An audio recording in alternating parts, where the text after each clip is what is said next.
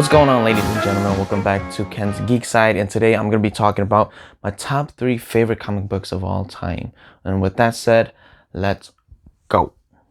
Number 1, Irredeemable by Mark Waid, published by Boom Studios. Irredeemable is evil Superman done right. Now, I know there's been a lot of evil Superman on the big and small screen lately with like Invincible and The Boys, but an emo Superman on Batman vs. Superman, don't judge me. But Mark Waid crafted something special here. Like, not all comic books are perfect, but I would say this one is close to perfect. I mean, there were some issues in the drag, but it was so well executed. I mean, every time an issue ended, I was just rushing to grab another one. And I'm so glad that I read it after it was done, because I like literally binged it from day to day like I've never eaten before. The last issue, issue 37, was the best last issue that I've ever read in my life. The last issue ended, but it was the beginning of one of the most memorable superheroes that we all know and love. I mean, this series is beautiful. It was beautifully crafted and built, and I highly recommend you guys checking it out. Number 2, DC's New 52, Animal Man by Jeff Lemire. Whoever hasn't read this probably is missing out on one of the best books to come out of the New 52 era. It's a perfect blend between like horror, family drama, action, and your typical superhero stories. I mean, this series showed how OP Animal Man is. I mean, this series digs deep into like the magical / fantasy side of DC. And to be honest, I think Animal Man can beat Superman. We can argue about that down in the comment below. It makes me disappointed in DC because DC is not utilizing him enough. Like, he pops up in comic book series as like background characters, and I hope that sooner or later he'll pop up on the big or small screen.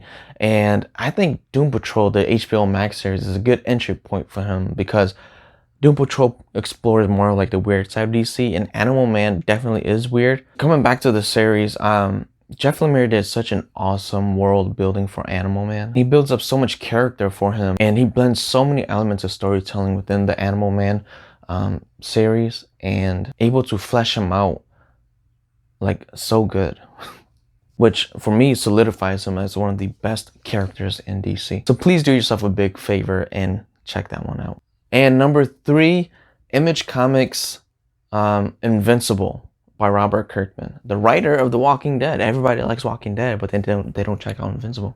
What's up with that? Anyways, man, what can I say?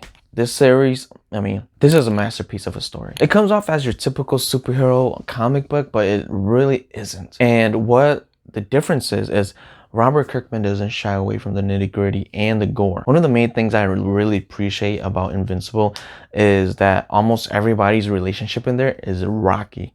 It's not stable. It's not Superman and Lois Lane. It's Invincible's gone for 13 years. What is Adam Eve?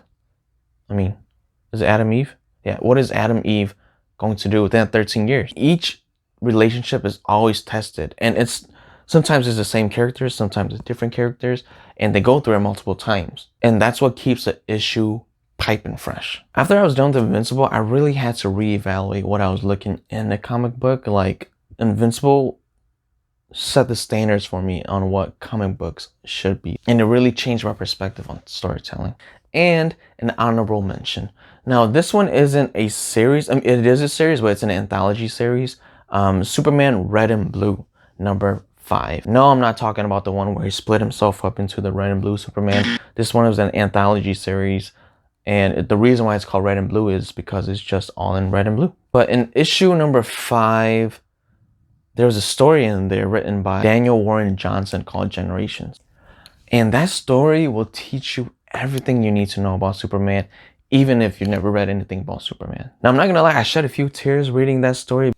I mean, what else can I say but thank you? Now, there's not a lot of dialogue in there, but the impact it left on me was just absolutely special in so many ways. And I promised myself that one day when I have a kid, that story will be the first Superman story I ever show them. And the title Generations is perfect because it essentially tells people that the words and actions that you say or do will impart onto your kids into the future generation. And man, just thank you for such a wonderful gift. All right, guys, thank you for listening to me ramble. That's enough for today.